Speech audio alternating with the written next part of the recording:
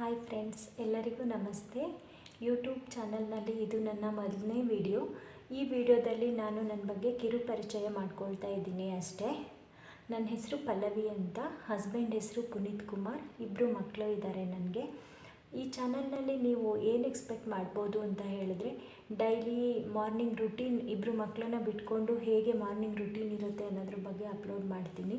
ಅದ್ರ ಜೊತೆಗೆ ಅವಳಿಗೆ ಬುಕ್ಸ್ ರೀಡಿಂಗ್ ಅದರಲ್ಲೆಲ್ಲ ತುಂಬ ಇಂಟ್ರೆಸ್ಟ್ ಇದೆ. ಅದರದ್ದು ಕೂಡ ನಾನು ಶೇರ್ ಮಾಡ್ಕೊಳ್ಳೋಕ್ಕೆ ಇಷ್ಟಪಡ್ತೀನಿ.